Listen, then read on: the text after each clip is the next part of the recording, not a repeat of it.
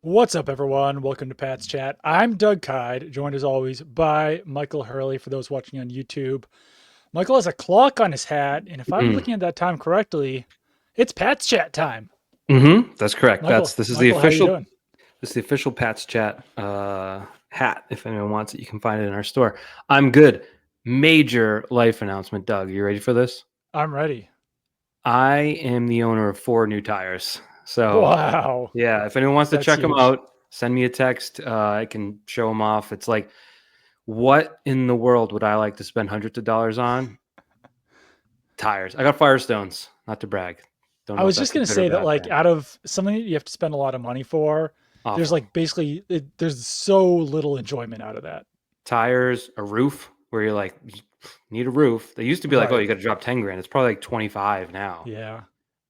Yeah, tires are in that boat. But yeah, I'll be honest. Walking with a little strut in my strut, Strut in your strup. strut in my step.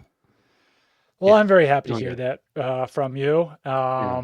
Glad you've got new tires. I'm glad that, nothing's gonna pop or Mm-hmm. something, Mm-hmm. Pop Douglas. Yeah. Oh, yeah. Yeah. Did you enjoy the MLB trade deadline before we get into football, baseball boys chat? Um, As Pretty a bad as a trade deadline for the Red Sox. as a Mariners supporter, I thought it was great. They're the winners. They're the big winners. I So saw someone say that they're the best team in the AL now, which they should is be, yeah. And this is a year, pretty Doug, where wild. the people are saying the best team in baseball is the Milwaukee Brewers. So it's like, it's this could be it. This, as a Mariners fan, you could finally have your day, which has I been mean, your the whole Mariners life. have been a franchise for 48 years, and they have never won a World Series. Yeah, For those following yeah. baseball, and it'd be really cool if they were to do it this year, I if they were agree. to win a World Series. Mhm. So I will be rooting them on very hard. I Make will. the case for Boston fans because like they're going to need a team in October because this one's not going to do it. So there you go. I mean, I think the strongest case is that they've never won, and they've like when you go to T-Mobile Park, Hmm. there's so few banners even hanging in the stadium Yeah. that it's depressing to be someone who follows the Mariners and is a fan of the Mariners. So I think that's the strongest case. You got Big Dumper, Cal Raleigh, You got a big Julio butt. Rodriguez is fun. Hmm. You got some good pitching. Um, Eugenio Suarez they just acquired. Josh Naylor, like they They're got calling some him. bats. They're calling him even cooler. Now, I'm not going to act like I know this, but when the names get thrown about, Eugenio. That's what Eugenio. I've been hearing, which is All right. way cooler than Eugenio. I Don't quote me on that, you are though. right. And I No, should don't have quote known me. that. Do not quote me on it. Anyways, tires and baseball. We're back. Yep. Randy Rosarina, another good player. He's JP Crawford. yeah. There's a Some lot good of guys. spunk, excitement. Yeah. So that's baseball talk. Maybe we'll Yep. do a little bit more at the end. But let's talk about the Patriots. Let's talk about football. Let's talk about the fact that we are now like a week and a half into training camp, Hmm. which means that we've learned some stuff. I think the big headline, the do across the lower third there, Drake Maye had his best practice of training camp, I believe, on Wednesday. Hmm. So That's a Doug I mean exclusive that's because good. I haven't seen that like widely believed. That's a Doug take, and we're gonna claim it. I Wednesday think he was his went best. 11 of 14, I want to say, but that also included like some like bigger completions. It wasn't all like dinking Check and downs. dunking. Sure. Yeah, Wasn't all and checkdowns, wasn't all easy stuff. So yeah, 11 of 14, 5 of 6 and 7 on sevens. He's made some big plays to Kyle Williams recently, keeps hitting Demario Douglas. So I think he's trending in the right direction. The other big piece of news about Drake Maye has not thrown an interception in camp so far, mhm. which, if you watched Drake Maye closely last year, which I hope you did since you're listening to this podcast, Mm, he did turn the ball over a decent amount last year. yeah. 10 interceptions, 16 total turnovers. Mhm. There are still some center quarterback exchange issues, I would Mm. say, with Drake Maye and some of his centers right now, but has not thrown an interception. Came very close in the first practice. Drill Peppers dropped it, but that's a big positive, I think. Yeah, absolutely. He was talked about it like it's kind of weird. People brought it up as if it's like a no hitter or a perfect game, where it's kind of like, well, That was this is Tom practice. Curran. Yep. This is practice. Yep.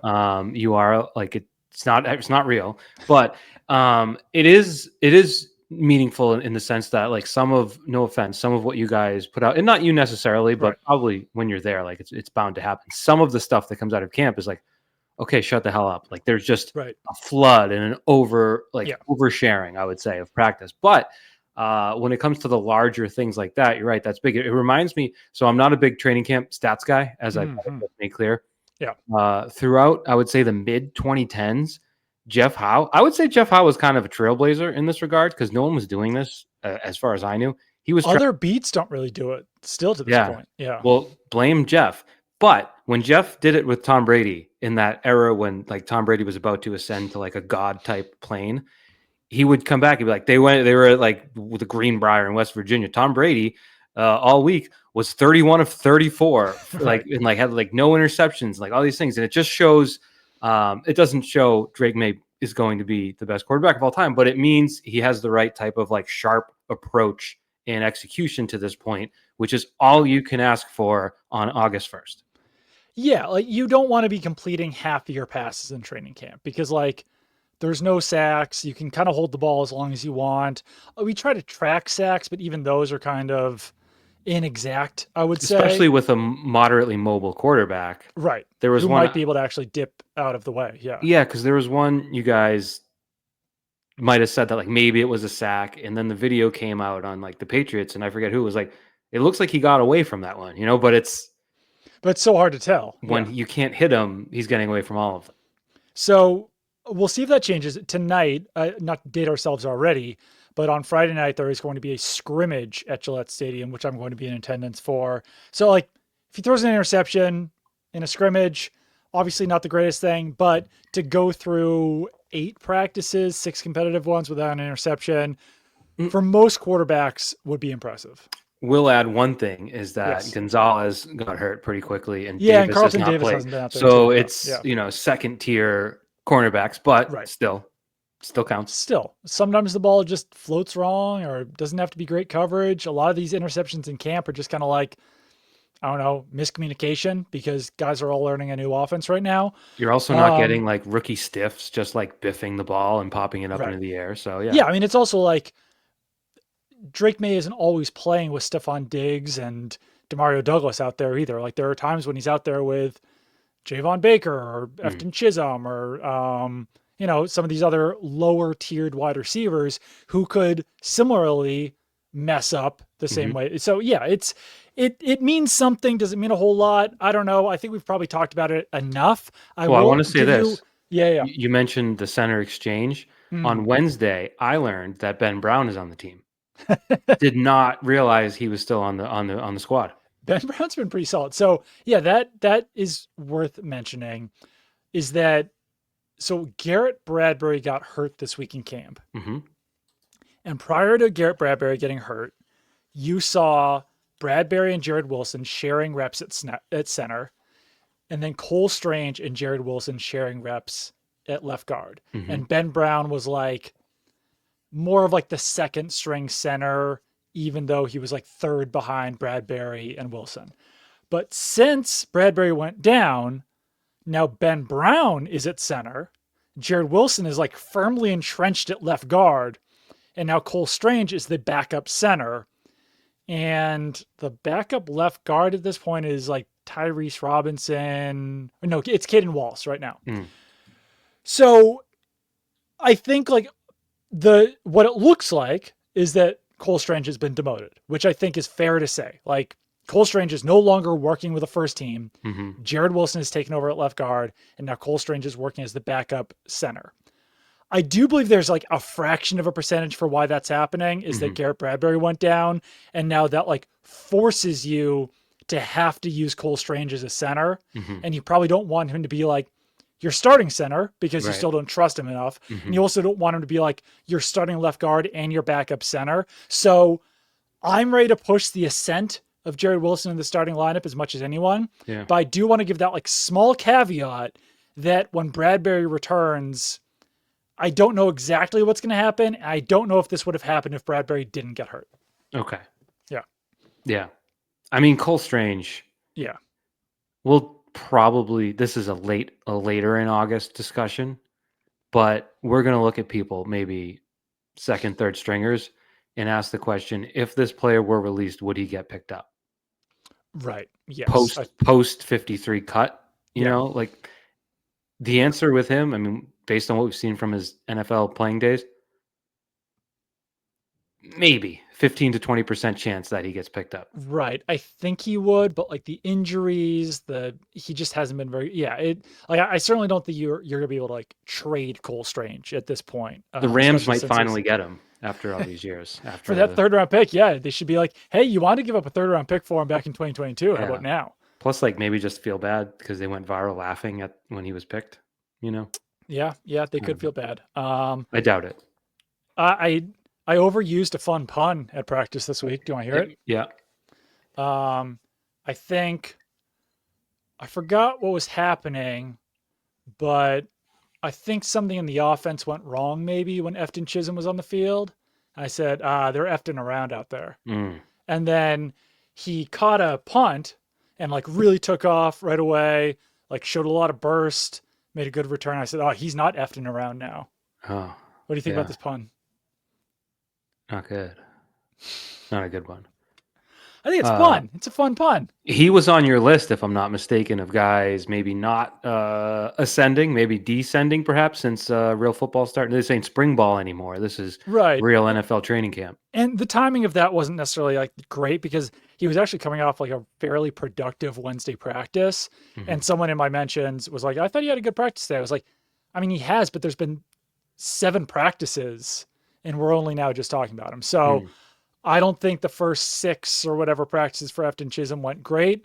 We'll see if he can start making that ascent. Sounds like Mac Hollins is doing a lot of work with him off the field, which is good. Mac Hollins returned to practice on Thursday, which is another piece of news that we should talk about because he returned to practice off the PUP list. It's a walkthrough, and he was like immediately the top X wide receiver. Yeah. And that's not to say that he was there the whole practice. He did like rotate in with Kayshon Boutte, but like we're looking at a non-zero chance that Mac Hollins, Stephon Diggs, and Pop Douglas are your top 3 wide receivers in week 1. How do you feel about this? I feel as though from March through whenever we sort of assumed we could write Mac Hollins' name in pen on the roster. On the roster, yes. So there's that. I do wonder, you're there, obviously, when someone's missed that much time and it's a walkthrough, it's sort of a great opportunity to say, like, here's to make up for some lost time. You haven't been out there. Sure. This is not high stakes, high leverage. This is a walkthrough. You're going to be out there a lot to try to make up for some of that lost time. So that was my interpretation of it from 65 miles away. But even if that's the case, he would have the upper hand on paper, and unless Boutte was, and I know Boutte's been out there a lot, unless he was blowing everyone away, which he's been good, but not that level, I would still think the veteran has a better chance to be starting, which, I don't know, Doug, the starters matter, right? Right. But it's not, I don't know, it's football. It's the receiver spot. Yeah. There's opportunities. I saw some people on Twitter getting like pretty angry about Mac Hollins being a starter, which as far as like upside goes, I think Boutte's probably got more upside. Like there's the potential that there's something untapped with Kayshon Boutte that probably isn't with Mac Hollins. So I can understand preferring Kayshon Boutte in that role. I would also say, like, you make a good point about like starters matter, but they're not the end all be all.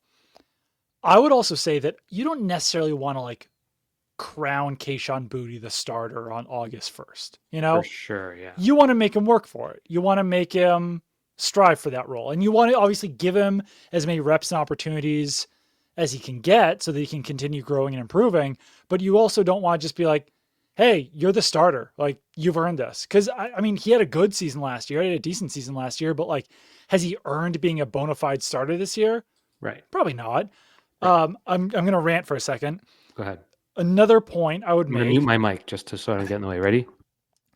I'm going to try to make this fairly quick. The other point I would make is that, like, there's a level of trust, obviously, with Matt Collins that might not be there with Kayshon Boutte, especially within the Josh McDaniels offense. And if you're starting off the season, you probably want the player that you trust the most out there. And maybe Kayshon Boutte can eventually pass him, whatever. The third point I would make, or the final point I would make, and maybe this is a bad take, I'm fully ready to be like crapped on for this one. I think there's going to be a lot of production going through Stephon Diggs, Pop Douglas, Hunter Henry, and your running backs. So like whoever is in that X wide receiver role probably is going to be the least productive top 5 offensive weapon on your team. So when you're talking about like, okay, Mac Hollins or Kayshon Boutte, does it matter that much? And if you trust Mac Hollins more, and if he's gonna be a better blocker in the run game, then like that would probably be the reason why I would lean towards Mac Hollins while still acknowledging that there's more upside with Kayshon Boutte. Good job. Not really a rant. Not accurate. a rant, but And I just knew that was gonna be a while. It's a good point because I from what I've seen of Boutte over the past couple of years, which is, the same that everyone's seen. Yeah. Useful between the 20s, I want to say. He strikes me as sort of a intermediate route runner. Yep. Like good on crossers, things like that. Whereas Mac Hollins is a good red zone target. Yes. So I do think there's some difference in just general size and abilities and use. And I think if you have a team like this where you don't have, 3 Hall of Fame wide receivers lined up, you're going to maximize your talent with what you got, and you get different packages and different plays. And so I do think there's, if people were actually upset the other day, which you say they were, I would say, friggin', chill out, just relax. It's practice. They're practicing. Just relax, like chill out. Okay. Relax.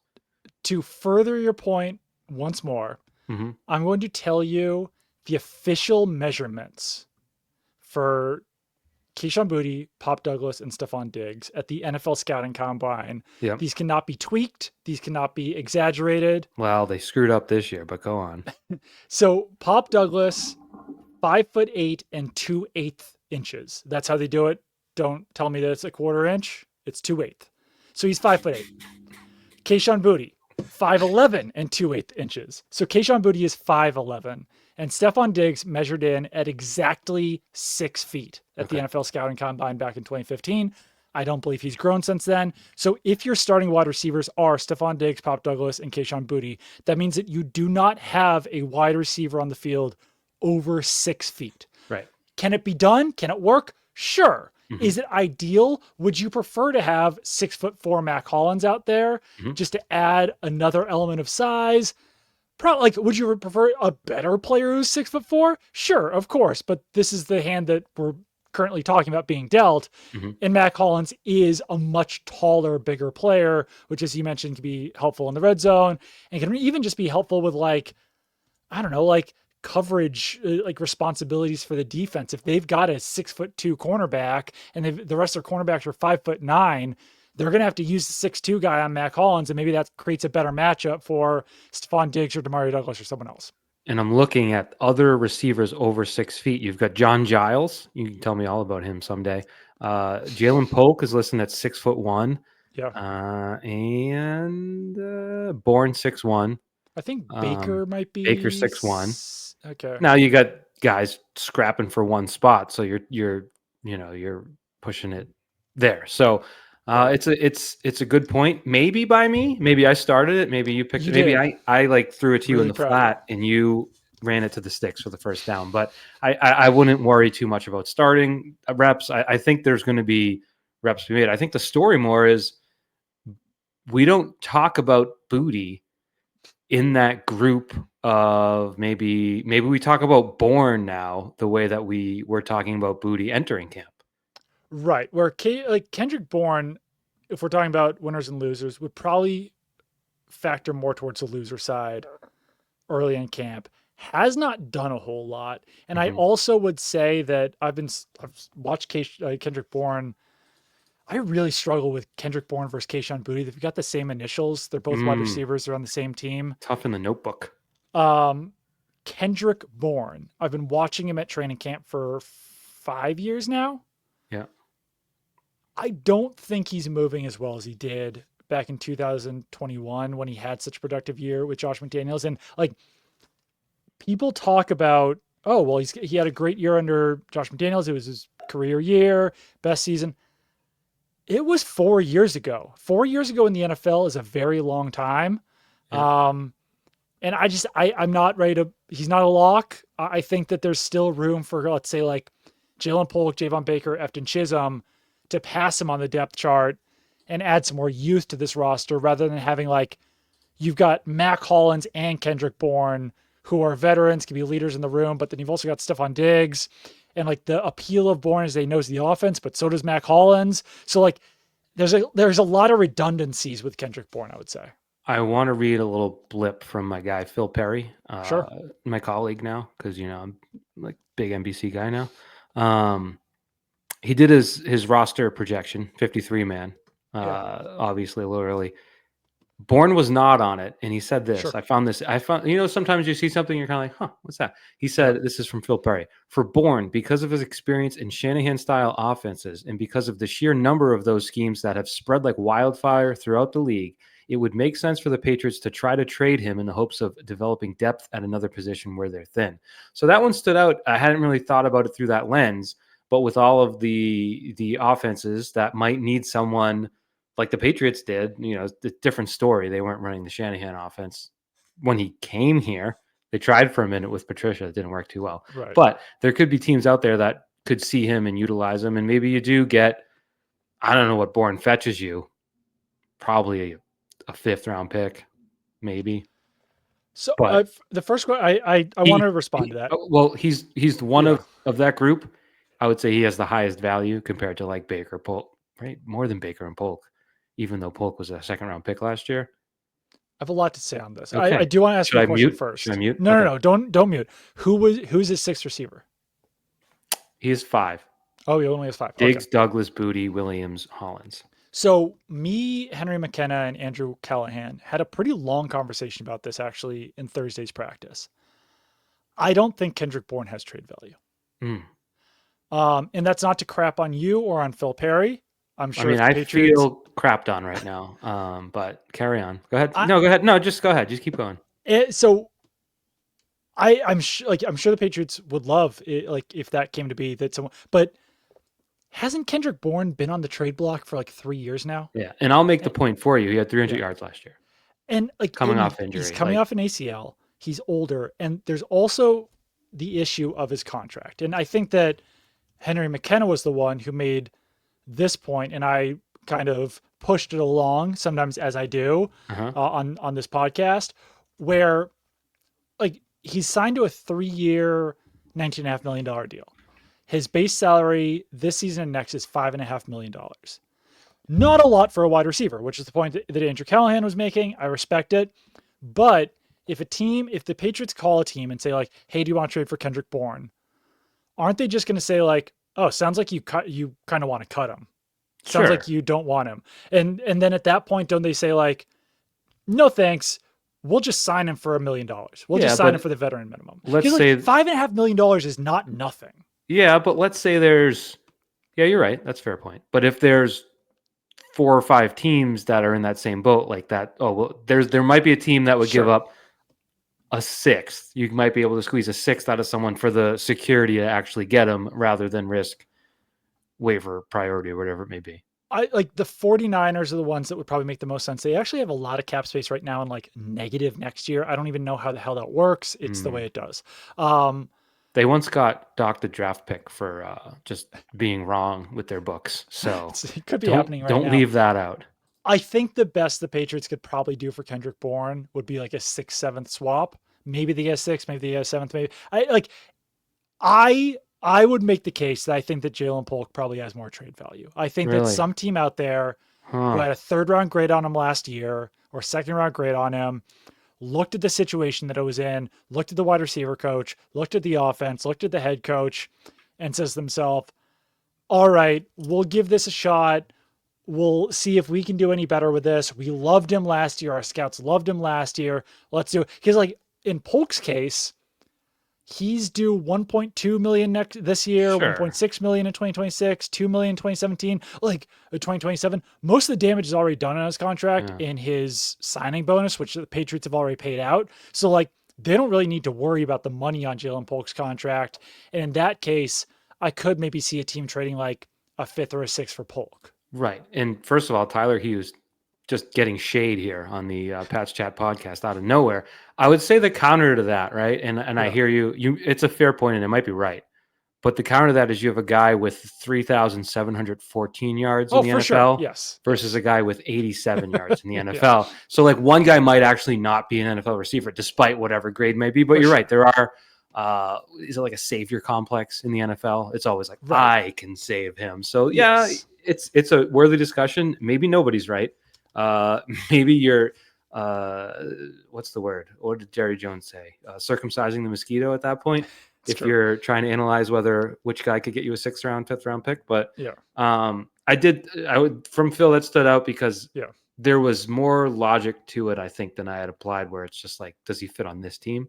Right. Where there might be other teams that are interested. But if you're saying he's not moving well, that's not going to help. That's maybe I'm lowering his train value. Did you see any of the comments that Jaylen Polk made this week? Yes. So there was nothing explosive, and I want to, and I this is once again maybe we're circumcising mosquito with this, but I asked him, and hand up, I did a bad job asking this question because you aren't supposed to usually ask like leading questions. Okay. So I said, how frustrating was it Oh, to miss the first 4 days of practice? And what I should have said were you was, frustrated? was it frustrating or were you frustrated? I said, how frustrating was it? And he said, it wasn't frustrating at all. And like, maybe he didn't like the implication that he was frustrated. So maybe he was just like battling back. But when you're a second year player, don't you want him to be a little frustrated that he wasn't out there for the first 4 days? I don't like. I want to be itching to get out there. I want to play with the new offense. I want to impress my new coaches. But that whole tenor of that press conference was kind of like, I don't want to say in denial because I don't know the man. Right. But I guess most of the things you would assume to take at just base value. Yeah. Didn't seem to be there. Like last year, I don't think about last year. How do you not think about last year? Well, and like I'll say, so he mentioned like he's coming in with a new focus, a reset this year. And someone asked a follow-up to that. And he said, I mean, everything's pretty much the same. Working hard each and every day, trying to earn a new role, go out there and play for the team. So he doesn't even think about last year. So I don't, yeah. And like, I think it was Tom Curran said like, oh, you just said that like, everything's pretty much the same. Don't you want to like come in with a new mentality, whatever he said. And he said, I don't really think anything's different. Got my foot in the water last year. Isn't worried about competition. He's in a fight with himself. I don't know. Like I think that it's fine. I'm stumbling here. I'm struggling, but I think it's fine if he's coming into this season saying like, it wasn't my fault last year. I had an inexperienced wide receivers coach. It was a bad offense. First year play caller, first year head coach. Things just didn't go right. I'm going to try to take the exact same approach this year because it worked for me in college. And hopefully last year was just an aberration and things will work the same again. To that, I would say like Pop Douglas was productive in the offense. Kayshon Boutte was more productive in the offense. Other guys were more like Kendrick Bourne was more productive in the offense. Like clearly something went wrong for Jaylen Polk. And I think that from a fan perspective, you'd probably want to hear from Polk like, yeah, I'm going to try to make some changes here to make sure that doesn't happen again. But he wasn't willing to take that step and say that, which I don't know, maybe are we overanalyzing it? Maybe, but like it matters to some degree. Yeah. And the fact that you don't want to be mean, right? Like, No. don't want to be mean, but you're talking about someone who stated out loud that he has the best hands in the NFL last year. Right. And does not objectively have the best hands in the NFL. So it's just, I don't know if humility is the right word because like to be a star NFL receiver, I think humility is a negative. You know what I mean? Yeah. Like Stephon Diggs isn't humble and he's an NFL superstar. Like there's so you don't want him to. But I guess there's an element of, I don't know, is he facing reality? And then is he grappling with it, and is he overcoming it and improving it? That's the part that doesn't sound like it, and he can go out there and prove that he is. But I guess if you're just going off what he's telling you, it doesn't sound as though he's, what's the right word? Like confronting reality. Right. And I mean, who knows? Like maybe he's saying something completely different behind the scenes. Mm. Yeah. Maybe to Mike Vrabel, he's saying like, hey, like maybe that's the case, and Yeah. maybe he just doesn't want to play the game of doing the media. He's never been like the most forthcoming, forthright. Like he's always had maybe like a little bit of an edge with the media. So maybe he's doing everything right behind the scenes this year. But yeah, it's like it's one of those things I think I've talked about before, where like, and I'm not gonna pretend like I'm some like expert on this or that I'm always right, but like sometimes you can just tell when a young wide receiver gets it with the Patriots. Right. You've And talked about that before. yeah, and I'm still having that question about Jaylen Polk, I guess I would say. So I don't know, we'll see. But I think that based on his pedigree, based on how he was viewed by scouts last year, certainly still a chance that he makes this roster. But he's got to do some catching up at this point. For sure. For sure. Yeah. Should we get into some more winners and losers, since that's what the headline was? Yeah. Give me a loser. A loser. I would say we've talked about some of them, like Polk missing the first 4 practices would be up there. Mm-hmm. I would say that Layden Robinson, not the sexiest name, but he's like a 3rd string right guard right now, and he was a starter for most of last season. So I think that would have to be like a pretty major one. Yeah, I would agree. Jaheim Bell, he's working a lot on special teams, but he's like the absolute dead last tight end on the depth chart right now. So I think that he would have to be another one who's probably in that category. Cole Strange, demoted or not, I don't think he's had the greatest start to training camp, so I think that he would have to be on there. Mm-hmm. Your tweet, I would have the arrow pointing down on Chisholm, Yep. Bell, Strange, yep. Layden, Mapu.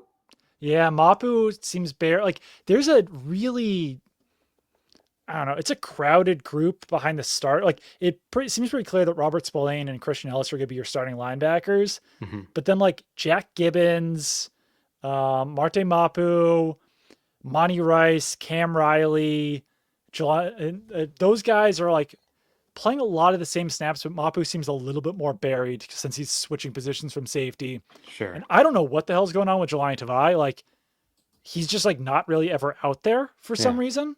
Doug, I have a question. Yeah. He got hurt late in the year, right? And it looked bad, but then it wasn't bad? He got hurt in spring practices. Oh. And started the summer on the PUP list, but he's not on it. So he's been out there.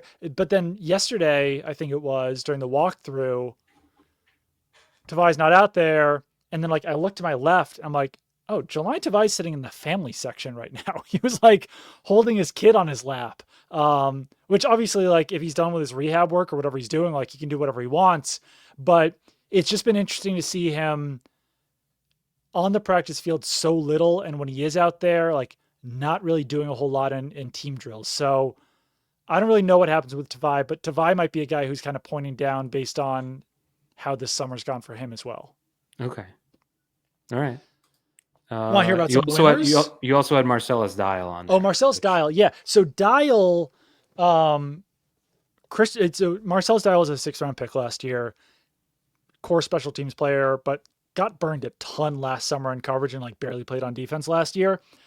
So originally when Christian Gonzalez and Carlton Davis were both out of practice, you had Alex Austin and Marcus Jones outside and Marcellus Dial in the slot. And then after that, they flipped it. So then Alex Austin and DJ James were outside. Quote of training camp. Quote of training camp. DJ James. Always around the ball. DJ James is always around the ball, says DJ James. So they moved Dial back to the 2nd string in the slot. So I think that shows that like when they were assessing the cornerback group, we would rather have DJ James in the starting defense than Marcellus Dial. I'm a DJ James fan now after that quote that you tweeted, which was literally. I am too. Here's Doug's quote. Patriots cornerback DJ James, quote, DJ James is always around the ball, end quote. Just a fantastic tweet.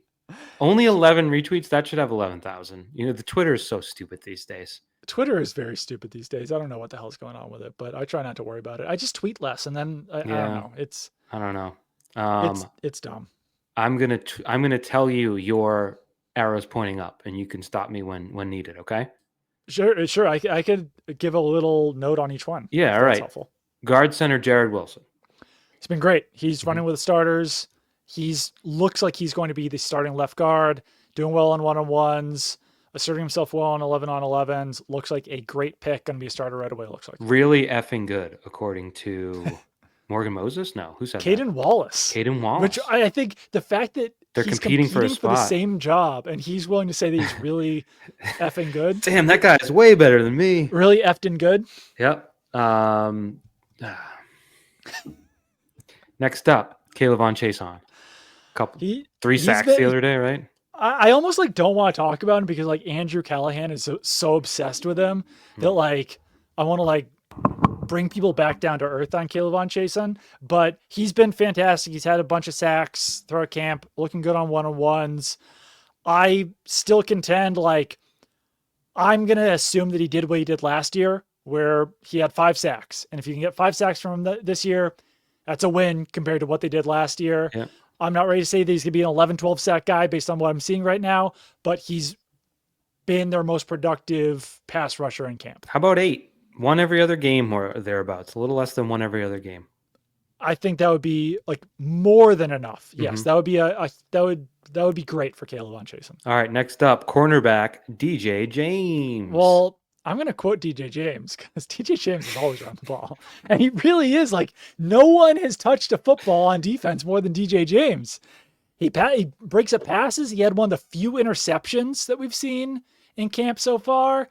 And this is one of those things where, people who are oh, you don't know, media members don't know what they're talking about when they're out of practice. You don't know who's doing well. You don't know who's doing. Yes, we do, because we've been talking about DJ James now for a week. And guess what's happened in that week? He keeps rising up the depth chart. So I think we kind of know what we're doing with what we're seeing out there. Is he going to make the roster? I don't know. There's still a month plus left. Yeah. But he's certainly doing enough that the coaches are saying, we want to see more of DJ James around the ball. He might be my favorite player, just from one quote. All right, safety, Craig Woodson, the rookie. Yeah, he's someone who's impressed people around the team, I would say. So he's had some plays in practice, getting some work with the first team, getting some work on third down. Looks like he could be a rotational player, maybe possibly even a starter. I don't know, probably a rotational player this year for the Patriots. You might have to talk to whoever runs the unofficial depth chart on Patriots.com. It says it's updated by the staff because they have him so far back in the depth chart. They have Duggar and Peppers as your starters. Then they have Hawkins and Epps. Then they have Schooler and Pettis. Then they have Woodson and Minkins. So they might disagree. There might be a little bit of a fight there. So, all right. Well, they also have Cole Strange above Jared Wilson. So, next up, Kayshon Boutte, who we've talked about a lot, but maybe not in the arrow pointing. No, we did because he's had a good camp. Yeah. He's had a strong camp. I think he's doing all the right things out there right now. And someone responded to the tweet being what about Pop Douglas? This was I was saying these are players who have helped themselves. I don't know if Pop Douglas needed help. He came in as a starter. He's still a starter, but I think that he's also had a strong camp. I think everyone's loving Pop Douglas. I think he's gonna be good this year. I think he's had a strong camp. I might not be quite as high on his camp as everyone else right now, but I do think he's certainly an arrow pointing in the right direction where he's going to have another possibly 600 yards this season or so. All right. Next up, Gee Scott Jr., tight end. Gee Scott Jr., yeah. G, not Gee, my bad. Out of those tight ends who are above Jaheim Bell, he seems like he's 4th right now after Hunter Henry, Austin Hooper, and Jack Westover. And Jack Westover almost seems like a placeholder right now where I think they really like his intelligence, but he's not making a lot of plays out there. Gee Scott Jr. actually is catching passes in practice. All right. Next one, I'm just going to disagree with you with blindly. Ben Wooldridge. Just doesn't seem like this doesn't do it for me. Haven't watched him throw a ball yet, but shut up. That's what I say. Listen, I was not a Ben Wooldridge guy in the spring. I don't know if I'm going to crown myself a Ben Wooldridge guy now. but we've all been like, hey, he's made some throws. And he's also not getting intercepted. He's not making like crazy errors out there, All right. which I mentioned before. Like, I've seen some crap play at quarterback over the last few years on the Patriots, even like some of Tom Brady's fourth string rookie backups or whatever. Wooldridge is been better than at least half of those fourth string, third string, rookie, whatever guys that I've seen in camps. So when you put him on the up arrow, it's like he has displayed a level of competence that is not a given for people in that position. Yeah, and like I might, given the value of a third quarterback on the roster, Yeah. the fact that you can make him active without him actually being active, like I'm doing a 53-man roster projection on Monday, I think. Yeah. I think he's probably going to be on there just because he's a third quarterback. Interesting. Yeah, and I think that I don't know, there might be something to build with there with Ben Wooldridge. All right. Next up, you have Ben Brown, and I think we have filled the Ben Brown quota for I think the. we've filled the Yep. Ben Brown quota. Yeah. Kairos Tonga, a guy Yeah. who's made some noise. He has made some noise, been in the backfield a little bit, receiving a lot of work with the first team. Either like sometimes they go with like a 3-man defensive tackle look where they've got Milton Williams, Christian Barmore, and Kairos Tonga. It's always Tonga who's involved with those guys. And Barmore, they're still kind of easing back in. So when Barmore's not in there, it's Kairos Tonga next to Milton Williams. I don't know. I don't know if Kairos Tonga is going to be like a huge impact player this year, but I would say like Daniel Aquale played that role last year. I think Tonga will probably be an improvement over Daniel Aquale. All right, there you go. Yeah. And lastly, a guy we talked about the other day, of course, Truman Jones, who just fits the bill. If you just look at everything there, who's going to like cover punts really well, provide some depth. Seems like that kind of offseason award winner. Yeah. Hard worker, Harvard guy. Has one presidential name, not two. Mm-hmm. Still waiting on that Jones president. Do you think we'll see a Jones president in our lifetime? I don't know. I would say yeah, but maybe not. That's a fair question. It's not going to be Jerry Jones. What would the odds be? Pretty high. Would it be like plus 500? No, it wouldn't be that. Because, I mean, just to become the... So I've got this is according to Wikipedia. Yeah. Most popular surnames in the United States. Let's go. Number 1, Smith. Okay. Has there been a Smith president? This is going to be... We're going to lose followers. Do they know history? Because I know like there's sneaky presidents like William Henry Harrison you never think of. There's but, never like, been a Smith president. Never been a Smith. All right, you're the president guy and the names guy. Number 2, Johnson. For sure has been a There Johnson. has been Johnsons. There's been multiple Johnsons. Number 3, Williams. I'm going to go no. I don't think there's been a Williams. Nope. Number 4, Brown. No. Brown, I don't think so, no. Number 5, Jones. No. So 4 of the top 5 most common names haven't been president. Figure that one out. Garcia, Miller, Davis, Rodriguez, Martinez. No presidents. So you think Jefferson Davis was president of the Confederacy. You think the odds would be lower than plus 500 for a Jones president in the next 60 years? 60 years. I do think that. I think we got to set it at higher because it's, there could be 8 presidents in that time. Yeah, I don't know. This is a good question for the commenters. I think this is where people have to chime in. Where would you set the odds on a president with the last name of Jones in the next 60 years, assuming that we're both going to live until we are, 9? I don't even know how 100. We'll go 100. 99. Hurley and Kyed aren't on any country's most popular surnames. So there's going to be somewhere between like 7 and 15 presidents in the next 60 years, right? I don't know, Doug. You're doing division. I'm just not doing it. Let's see if I guess it could be more. Yeah. Let's see if Hurley lands on any European ones. Nope. We're just not in the cool kids club. That's true. Yeah. What do you think the most popular surnames are in Ireland? If you don't get it, Callahan? No. Is Hurley on there? No, you said? Didn't make it. I don't know. I'm not Irish, so I don't. Sullivan. Sullivan's 3. 3? Kelly is 2. Kelly. Is the number one obvious? Yeah. I'm not thinking correctly right now. It's used as a name, like without the end. Fitzgerald? Nope. Murphy. Fitzpatrick? It's Murphy. Oh, Murphy, yeah. Like Murph. Yeah, Like, Murphy. how many Murphs are there out there in the world? A lot. Yeah. Murphy, Kelly, Sullivan, Walsh, Smith, I would have O'Brien, guessed Sullivan Byrne. over Murphy. I feel like I know Yeah. more people with the last name of Sullivan. Yeah. Byrne, Murphy. Ryan, O'Connor, O'Neill, O'Reilly, Doyle, McCarthy. Like you probably could have come up with every one of these if you had enough time. Yeah. Yeah. This is good stuff. This is really good stuff. What's Kyed?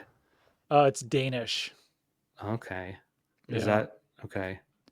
So I think it's pretty far down the list of Danish names. And I think that everyone with the last name of Kyed in the United States is a relative of mine. Okay. I was talking to someone with the Italian name like that. It's like, we're all from the same village. I'm like, that seems impossible, but sure. Yeah, well, I don't think there's many Kyeds in America. I think there's probably like 20 at the most. Well, yours is more believable. This name was more common. Nielsen, right. Jensen, Hansen, Peterson, Anderson, Christensen, Larson, Sorensen, Rasmussen, Jorgensen, Peterson. Yeah. Madsen, Christensen, Olsen, Thompson, Christensen, Polson, Johansson, Moeller, Mortensen. So 19 out of 20 and an N. You should be Kyed. Kyed. It's too hard. I asked Yelda Froholt, who's from Denmark, how you would pronounce it in Danish, and it was like "k" or something. You should do that. If you joining us now on the phone, Patriots reporter Doug Kyed, Doug Hart. You're like, actually, it's Q. It's Q. It's Q. Could you please redo that? I think that should be your new move. Yeah, I kind of wish that when they came over to Ellis Island and whenever it was, they just changed it to Kid. I think my life would be easier. A lot less mispronunciations. I mean, the way I mispronounced it when I first saw it would probably be Kyed, which isn't the worst. Yeah, right. But then I think you put in your Twitter profile rhymes with died, and I said, there it is. Doug Kyed. Like, pretty easy. I think everyone at Olivia's school mispronounces it. And like, that was my whole life, was just like people mispronouncing. And like, I think that for you'd probably be like, why don't you just like correct everyone? Like literally my entire life, from the time that I was like 5 or 4, was people mispronouncing it. So like, you just don't care after a while. It's not worth the effort. Yeah. People misspell my name. It's Michael. So like, could just be a thing people do. Yeah. People are just not very smart. Neither one of us went to the Newfound Glory Jimmy Eat World Offspring show. It's packed. I was frantically searching Instagram and sending Doug screenshots. Yeah. Like I was investigating a murder, and I was like, there is something afoot. We need a Netflix documentary investigation into how, what does that place hold? 15,000 people? Yeah. It looked like 15,000 people. I mean, maybe the lawn wasn't as full, but every clip, every video, the place was banged out. And I was on Ticketmaster at like 3 p.m. and there were still entire sections with unsold rows. Because I was trying to see if like the cheapest I could get in, because I was willing to go because I live pretty close to Mansfield. And like tickets also never dropped below $35, which I guess I could have bought that, but those also weren't available the day of. But I think they closed entire sections. I think they probably moved everyone from the lawn into the main area. But I mean, I think that's what was going on. But the videos I saw were like from fans. They weren't from PR or bands. Like it was pretty sold. I wouldn't say sold out, but it was banged out, and I don't know how. It appeared heavily attended. Yeah, a lot of people like The Offspring, it turns out. If you were on MTV in the 90s, this is one of my beliefs, you can tour pretty well forever. Like I had that realization when Blink played the Garden, and I'm looking around, I'm like, these people don't go to concerts. Right. But they're here and they paid hundreds of dollars because like they were on TRL. Yeah. They remember What's My Age Again. Yeah. And that's the power of MTV. Yeah. And I think like some people, I'm not one of those people that's just like, oh, I want to check out some live music. I'm usually annoyed by live music if I don't actually like the band or music I'm hearing. Wow. But I do think there's a lot of people out there who just like want to go to a concert and see live music. And if it's a band that they knew 3 songs from in the 90s or the 2000s, then they're going to go. Right. Like Blues Traveler's out on tour. And you know what? And no one knows more than one Blues Traveler song. I owned, I think, 2 Blues Traveler tapes in like 1994. Just the harmonica and me were one. If we were to have done this podcast last night, we probably would have led with the Terry McLaurin news that he demands trade. Oh God, yeah. Well, I guess it's not. So I think we have the same stance we would. You'd trade a second round pick for him today and pay him whatever and live your life. Yeah, and it sounds like, I mean, I'm of the belief that's like it's possible Yeah. the Patriots could trade for Terry McLaurin, but it's unlikely. Like most of these Sure. situations. Do you 'Cause think? it's Let me ask you this, Doug. complicated with his age. You have to give up something for him, and you have to give him a contract when he's already 30 years old. I would personally do it, but it does just like there's a lot of elements in play here, and the biggest element is the Commanders would be dumb idiots Yeah. to even trade him in the first place. Right. Well, they're approaching dumb idiots with where they're at right now Right. on it, I would say, because he is, as we discussed before, like 35% of their offense. Right. So I would say if you don't recognize that immediately and you let it get to this point, you are kind of being dumb. So it's possible. But I would ask you this, with the Commanders coming here next week for joint practices in a preseason game, do you think that gives the Patriots any sort of edge over any other team where it might be like, oh, hey, what's going on? How are you guys doing? Maybe. I don't know. I don't even know if he's going to be there, Yeah. So like, a good question. I guess from the, like, say you're the Patriots, whatever the pick compensation would be, I don't think matters. Like, you'd give up a second and a fourth, like you'd give up whatever, but contract wise, some of the numbers, like DK Metcalf got 4 years, 132 million with 60 million guaranteed. I think you probably give that to McLaurin and hope you get 2 years out of it for 60 million and whatever else happens, whatever, right? I think it would have to be around there. Yeah, that's probably like the bar somewhere around there. Like, what do you think about Micah Parsons? Did you trade for Micah Parsons? Well, Garrett Wilson got 90 million guaranteed, but he's also a fourth-year player, so it's a completely different story. So Michael Parsons plays for the Cowboys, is now responsible. Did you catch Jerry saying that the other day? You're looking at me funny. He called him Michael Parsons. He called him Michael Parsons. He said Michael Parsons is one of the smartest players, and it's just like, well, that's not going to do so very well. So the funniest news ever dropped today when Diana Rossini said he's considering a trade request or a declaration that he is severing his ties with the team. It reminded me of Michael Scott just declaring bankruptcy. Declaring bankruptcy. But, like right before we started our podcast, Michael Parsons tweeted, "Thanks, Dallas. Thank you, Dallas," with a big, long notepad. Yes, I wanted to be here. I did everything I could. It's literally a goodbye to Dallas, which is dramatic. Yeah. But you know what? When the owner is Jerry Jones going out in front of in press conference and be like, you could sign a guy and he could get injured. No one thought of that. I was like, is he okay? So, not surprised that one is blowing up. I agree. And yeah, I mean, I would obviously trade anything for Micah Parsons, but see that one, like, you're gonna have to deal with the Cowboys, right? And that just seems, I don't know. I feel like that's one where it's more likely we see Micah Parsons like not play for 8 weeks. Oh yeah. I don't think that they're going to be in a rush to trade him, but I also would say that like sometimes the Cowboys just do really dumb stuff. Didn't they do this to Dak last year? Yeah, and then boom, they made him. Paid him CeeDee Lamb. But who's the wide receiver they traded for last year? Jonathan Mingo. They like gave up way too much for Jonathan Mingo. Yeah. So you want to be on the other end of one of those trade discussions with the Cowboys where it's like, yeah, absolutely, we'll do that trade. So yeah. All right. Well, the Patriots, they have the in-stadium practice tonight. Should be fun. They have a joint practice Wednesday with the Commanders, and then a football game 1 week from tonight. So yeah, it's happening. It's turning. I'm looking forward to the preseason game because there's a point in training camp, and again, I'm going to be offensive to you, your profession, your friends, your colleagues. There's a point where I'm like, okay, right, all right. Like when the hose gets unleashed, and it's like, Joshua Dobbs just threw an incomplete pass. It's just kind of like, all right, just fill me in later. I'm trying to get my tweets over here. So no offense, but there's a certain point where you're just kind of sick of training camp. I'm not even there, and I'm a little bit sick of it. So I'm looking forward to some competition. Well, we will be back early-ish next week, maybe like Monday or Tuesday, something like that, to discuss what's gone on since then. And can I throw a final question at you? This is like 30-second speed round. Yes. Because he's the only first-team left tackle. What would happen today if Will Campbell like stubs his toe and can't play? I think DeMontre Jacobs, and then when Vidarian Lowe comes off PUP, maybe he's part of the equation. Isn't that crazy? It is crazy. That's crazy. Yeah. I'm sorry. That's nuts. Like Caden Wallace, even though he's not a left tackle, would make more sense than just doing that. It's because like, what are the odds? Even like Could you move like Morgan Moses to left tackle I and don't have think Michael so. Wenu play right tackle? When a guy's played that long, I Maybe you don't try to think move Wenu to left tackle. he doesn't ever seem to want to play tackle. I know. But I just, what are the odds Will Campbell makes it from the start of training camp to January without any injury?